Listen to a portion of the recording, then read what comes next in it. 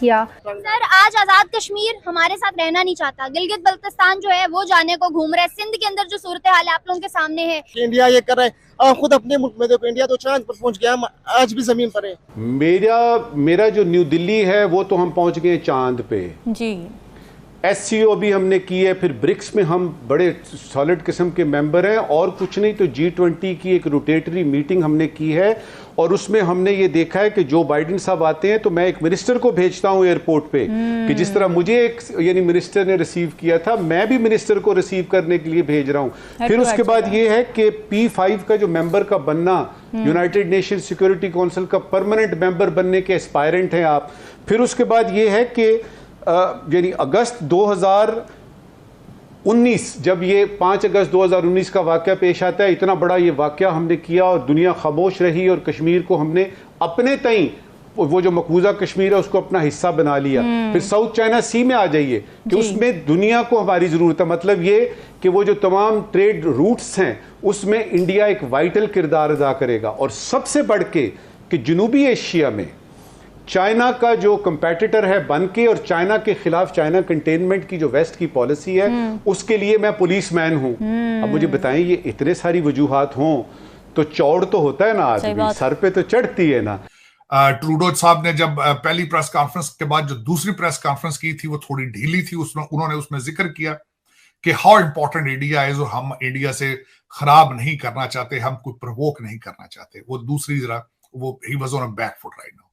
दूसरा, जो कनाडा जो सपोर्ट चाहता था इंटरनेशनल कम्युनिटी से, वो नहीं आई। कनाडा की ख्वाहिश थी कि अमेरिका और बरतानिया कोई जॉइंट स्टेटमेंट दे, वो उन्होंने नहीं दी। फिर वो आए 5 कंट्रीज हैं, उनकी तरफ सपोर्ट के लिए गए, उन्होंने भी कुछ सपोर्ट सही नहीं की। उनकी वजीर खारजा इस वक्त यूनाइटेड नेशंस में आई, उन्होंने G7 कंट्रीज के लोगों से मिली, सपोर्ट हासिल करने की कोशिश की, लेकिन नहीं हो सकी। अब थोड़ा सा जैक सुल्लिवन जो कि अमेरिकन NSA हैं, उन्होंने एक स्टेटमेंट दी है जो पहली स्टेटमेंट से जो दूसरी स्टेटमेंट है थोड़ी स्ट्रांग है। उसमें उन्होंने जो लफ्ज ये इस्तेमाल किया है कि हम भारत को कंसेशंस नहीं देंगे, और हमारे एलाय हैं कनाडा, और उनको चाहिए कि उनके साथ कोऑपरेट करें। अब उसके बाद जस्टिन ट्रूडो की कल प्रेस कॉन्फ्रेंस थी, उन्होंने बोले उन्होंने अब वो स्टैंड उनका ये है कि वो कहते हैं हमारे पास एविडेंस मौजूद है, कुछ काले हैं, हमारे पास कम्युनिकेशन है, कुछ हमारे पास शवाहिद मौजूद हैं। और यहाँ पे ये भी ये खबर आ रही है कि I5 जो कंट्रीज जिनके साथ उनका रिलेशनशिप जो एक उनका पैक्ट है, उनमें से एक कंट्री जो है उनके पास किसी इंडियन डिप्लोमेट की कोई काले या शवाहिद मौजूद है, और they are cooperating with them. अब बात यहां तक है, अभी तक कनाडा ने कोई भी शवाहिद नहीं रखे सामने। अब जो इशू जो बना है, वो जो समझा ये जा रहा है, या जो लोग मुख्तलिफ एनालिसिस कर रहे हैं, जो मैं अपनी नजर से भी ये कहता हूं कि एक तो ये कहा जाता है कि अगर 2 साल पहले कनाडा को बताया गया था कि निज्जर साहब इज अ टेररिस्ट, तो उस वक्त उन पे एक्शन क्यों नहीं लिया गया? अगर लिया होता तो आज निज्जर साहब जिंदा होते। एग्जैक्टली। एक तो ये बात है। अब दूसरा उसमें यह है कि अगर आपके पास शवाहिद इतने आप नहीं बताना चाह रहे, तो आपको अपनी असेंबली में खड़े होकर इतना बड़ा एलिगेशन लगाने की क्या जरूरत थी? इतना बड़ा इल्जाम लगाने की क्या जरूरत थी? जब तक आपके पास सॉलिड चीजें मौजूद नहीं है तो क्यों नहीं कर रहे आप? दूसरी एक बात यह है कि 3 महीने हो चुके हैं उस मर्डर को, आपने उसके बारे में कोई प्रेस कॉन्फ्रेंस नहीं की, पता नहीं किस चीज का इंतजार आप कर रहे थे। कई लोग यहां अब ये भी बातें करते हैं कि मे बी ये G20 की सक्सेस के बाद इंडिया को थोड़ा सा कंट्रोल करने के लिए this is a conspiracy theory है शायद। अब वो कहते हैं जितने मुंह है उतनी बातें हैं। उसमें दो जो मैं समझता हूं सबसे ज्यादा नुकसान किसको हुआ है, वो सिख कम्युनिटी को सबसे ज्यादा नुकसान। माइनॉरिटी है भारत के अंदर, और बिलखसूस जहां कई स्टेटों के अंदर बहुत ही थोड़े सिख होते हैं, और उनको हिंदू और सिख एक दूसरे के खिलाफ नफरतों को या कॉन्फ्लिक्ट को या जिस तरीके से कम्युनल एक इशू बनाने का ये मोजब बन रहा है। दूसरी बात ये हुई है कि जो कनाडा के अंदर है, इनके पन्नू साहब जो उनके सिक्स फॉर जस्टिस, उन्होंने कहा है कि हिंदू यहां से कनाडा से निकल जाए। How it is possible? आप हिंदुओं को लार्ज कर रहे हैं, वो भी ज्यादती है दूसरी साइड पे। मैं हमेशा इन चीजों के खिलाफ रहा हूं कि वायलेंस नहीं होनी चाहिए, और बिलखसूस फेथ बेस्ड चीजों के ऊपर आके किसी को कहना, उन्होंने भी ज्यादती की है। लेकिन इसमें से कोई अच्छी चीज निकल नहीं रही है अगर देखा जाए तो। मेरा साहब, ये सारा आपने बयान किया, इसमें एक ये कि जैसे आपने कहा, जैक सलिवान ने जो कहा, उसके बाद अब जो सेक्रेटरी स्टेट हैं ब्लिंकन साहब, उन्होंने भी ये कहा है उनकी तरफ से, मतलब ये एक बड़ी जो पहली स्टेटमेंट है कि जी जो इंडिया है वो कोऑर्डिनेट करे या कोऑपरेट करे। तो ये तो एक तरीके से रिक्वेस्ट ही हुई ना कि भाई प्लीज देखिए आप जरा उनकी तरफ वो क्या कह रहे हैं, बात सुने। तो वो तो अल्टीमेटली आप समझते हैं कि होना ही था, यानी जिस तरह उन्होंने लिस्ट दी इसी तरीके से अब वो कोई बात करेंगे तो बात हो जाएगी, ऐसे बढ़ेगा मामला। देखिए, अगर मुझसे जाती तौर पर पूछे वॉशिंगटन डीसी का मूड क्या लग रहा है, वॉशिंगटन डीसी इससे ज्यादा आगे नहीं जाएगा। उसकी वजह यह है कि इस वक्त वेस्टर्न सिविलाइजेशन इंक्लूड, और जिसको लीड हमेशा अमेरिका करता है, इन्होंने अपने सारे एग्स एक बास्केट में डाल रखे हैं भारत के चाइना के मुकाबले में। उन्हें इस वक्त एक पार्टनरशिप की जरूरत थी, और वो पता नहीं, यहाँ पे ये भी आर्टिकल लिखे जा चुके हैं, फॉरेन पॉलिसी में एक आर्टिकल बड़ा अच्छा आया था कि आइदर इंडिया जो है वो अमेरिका के सारे जो उम्मीदें हैं उस पर पूरा उतर सकेगा कि नहीं। मैं बल्कि उससे डिसएग्री करूंगा, मुझे नहीं लगता ये जिस तरह अमेरिकन ये चाहते हैं। यहाँ पे वॉशिंगटन डीसी सोचता है ये कि भारत उनको आर्मी भेज दे, वहां पे हम बैठ के चाइना को वॉच करें, बल्कि वॉशिंगटन डीसी की ख्वाहिश है कि भारत चाइना के साथ अपने कॉन्फ्लिक्ट में आगे जाए, उनसे अपने जो टेरिटरीज हैं वो वापस ले, और एक जिस तरह चाहते हैं confrontation to engage China into some kind of conflict in that area, either Bharat के साथ या फिर ताइवान के साथ, ताकि ये कैचअप कर सके चाइनीज ग्रोथ, जो इकोनॉमिक ग्रोथ है। इस वक्त सबसे बड़ी थ्रेट जो अमेरिका को, जो वेस्टर्न सिविलाइजेशन को है, वो चाइनीज इकोनॉमिक ग्रोथ है।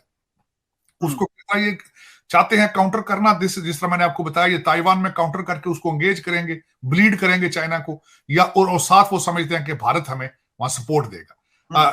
इसलिए वो किसी ने भी, मैं फोरकास्ट अभी कर देता हूं, until some big news takes place, वो जब 2 हफ्ते 3 हफ्ते के बाद कोई और न्यूज आएगी तो ये खत्म हो जाएगा, ये सारा प्रेशर रिलीज हो जाएगा मेरे ख्याल। इससे आगे इसका कोई फ्यूचर नहीं है, इसका कोई, उसकी वजह ये है कि पाकिस्तान में जो खुशियां मनाई जा रही हैं, जो वो अब्दुल्ला शादी में अब्दुल्ला बेगाना किसी सिचुएशन है कि लड़ाई हो गई, भारत और कनाडा के बीच में जो इश्यूज चल रहे हैं, आपके ख्याल से ये कहाँ जाकर रुकेंगे? क्योंकि ये तो सिर्फ बढ़ते हुए दिखाई दे रहे हैं फिलहाल। देखिए, इंडिया ना अभी तक एक सॉफ्ट स्टेट था। इंडिया के लोगों ने इंडिया में डेमोक्रेसी को एक ऐसा हवा बना के रख दिया कि स्टेट एक्शन वो कर ही ना पाए। ये एक अजीब सी डेमोक्रेसी है, जो डेमोक्रेसी हमारे लोकल हेरिटेज कल्चर और इसको अगर डिस्ट्रक्ट करना चाहती है तो भी वो उसको डेमोक्रेसी के नाम पे कहते हैं ये सो कॉल्ड डिसेंट है। तो मैंने इतनी देश में रूल ऑफ लॉ वाली जो कंट्रीज है उनको मैंने देखा, वो कहीं ऐसे डिसेंट्स को टॉलरेट नहीं करते हैं। फॉर एग्जाम्पल, कनाडा में जब ये प्रोटेस्ट हुआ तो इन्हीं जस्टिन ट्रूडो ने उस प्रोटेस्ट को freedom of speech and expression के नाम पे टॉलरेट नहीं किया, तुरंत इमरजेंसी पावर इन्वोक करी और सारे के सारे ट्रकर्स का जो था वो उनको जेल में डाला और वो पूरा प्रोटेस्ट उन्होंने तितर बितर करवा दिया। So India was a soft state. हमें डरा के रखा जाता था, कोई हमें डेमोक्रेसी के नाम पे डराता था, कोई ह्यूमन राइट्स के नाम पे डराता था, कोई कहता था कि अरबिक कंट्रीज तुमको तेल नहीं देंगे, मतलब हर तरीके से हमको डराया हुआ था। और इतना डराया हुआ था कि अगर हम अपनी कल्चर को की बात करें तो हम व्हाट्सएप यूनिवर्सिटी वाले हो जाते हैं। तो government has now decided, state has decided to put it foots down कि जो नॉनसेंसिकल आपकी डिमांड्स हैं इन द नेम और in the garb of democracy which we will not tolerate it. Enough is enough. और उसके बाद एक और देखिए, हरदीप सिंह निज्जर के बाद एक और हत्या हुई थी, उसकी तो कोई बात ही नहीं कर रहा। हाँ, बिल्कुल हुई थी। वो जो सुखा की हत्या हुई वो तो खत्म हो गया। वरना तो जस्टिन ट्रूडो ने तो ढोल लगाने पीटने थे कि तो जस्टिन ट्रूडो को तो इम्पेटस मिल जाना चाहिए था, जस्टिन ट्रूडो ने भंगला पाना चाहिए था कि देखो एक और हो गए, कितने मक्कार लोग हैं। हुआ उसका उल्टा। आज सरे में क्या हुआ सवेरे सवेरे कि ये जो बंदा था, ये उसने फोटो टांग रखे थे हमारे जो डिप्लोमेट्स थे बेचारे, उनकी जिंदगी खतरे में डाली हुई थी उसने। आज उन सारे फोटो को हटाया। तो अगर ये सही थे जस्टिन ट्रूडो तो क्यों उतरवाया उन पोस्टर्स को? अब जो है वो हरदीप सिंह निज्जर का अभी आज का लेटेस्ट आया है कि अमेरिका के नो फ्लाइंग जोन में था वो। 2020 में इंडिया ने उसको टेररिस्ट डिक्लेयर कर दिया था।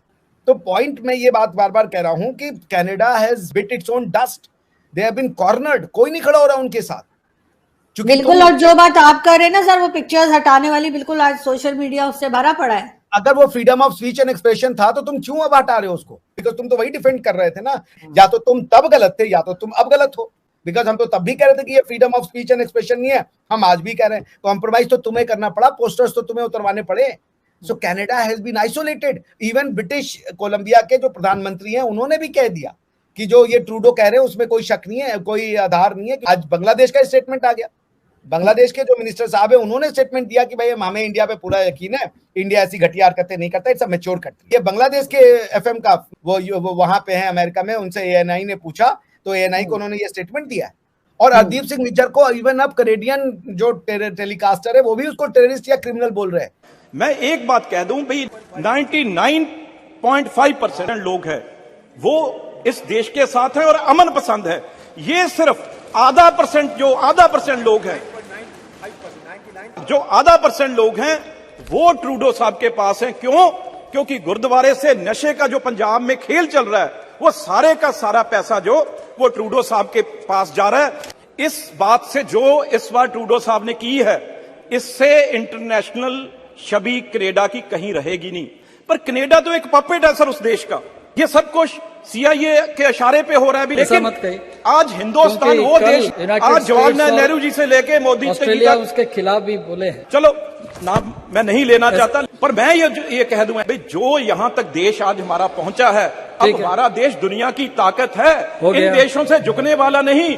हम पन्नू जैसे को सर्जिकल स्ट्राइक करके वहां से भी उठा सकते हैं अगर ये गलत फहमी में कनाडा या कोई देश ना रहे। हमारा मीडिया तो ये भी कह रहा था कि इंडिया की और कनाडा की जंग होने वाली है, ऑस्ट्रेलिया उसमें साथ देगा कनाडा का, अमेरिका साथ देगा कनाडा का। इवन कि उसमें ये कहा कि मोदी जी जो काबू नहीं आ रहे थे अब मोदी जी काबू आने लगे हैं। तो मोदी जी इतनी जल्दी काबू नहीं आते, वो कोई छोटी चीज नहीं है। इंडिया के ऊपर एक बयान देता है कनाडा का कोई भी जो बयान दे रहा है, अब उसके ऊपर इंडियंस क्या गैरतमंद है भाईजान के वो सारे खड़े हो गए। मैं जान चुका हूं भाईजान, इनसे प्यार से चलो, जैसे मर्जी लेके चलो। अगर आप इनके साथ अकड़ के चलते हो तो वो आपसे ज्यादा अकड़ जाएंगे। हमारे वजीर खारजा जो हैं वो इंडिया के अगेंस्ट बयान दे रहे हैं। पहली बात तो ये था कि आपको खामोश रहना चाहिए था, इस मामले पे बयान देना बनता ही नहीं था आपका। चले आपको दिल कर रहा है बोलने के लिए तो अपने हमसाये की साइड पे बोलिए ना, अपने हमसाये को लेके बोलिए। आपने हमसाये के साथ रहना है, कनाडा के साथ हमने नहीं रहना। कि इधर नवाज शरीफ साहब का महल बन रहा था और इंडिया में उसके महल से बड़ी यूनिवर्सिटी बन रही थी। उसके महल ने क्या दिया आपको? उस यूनिवर्सिटी ने इंजीनियर दिए। मोदी जी की मुझे प्रॉपर्टियां दिखाइए, मोदी जी की फॉरेन में मुझे कोई प्रॉपर्टियां दिखाइए, कोई लंदन में महल दिखाइए मुझे। और सर वो एक आम सिंपल से इंसान है, एक सिंपल इंसान, तो फिर उनकी तारीफ क्यों ना हो भाईजान? तारीफ तो होगी। इतनी बड़ी इकोनॉमी, दुनिया की 5वीं बड़ी इकोनॉमी है इंडिया, कनाडा का 10वें नंबर में भी नाम नहीं आता। अभी तक कनाडा ने कोई प्रूफ नहीं दिया कि उन्होंने कि ये कत्ल हुआ है या इंडिया ने किया है। तो इतने बड़े लेवल के ऊपर इनको इतना बड़ा इल्जाम नहीं देना चाहिए।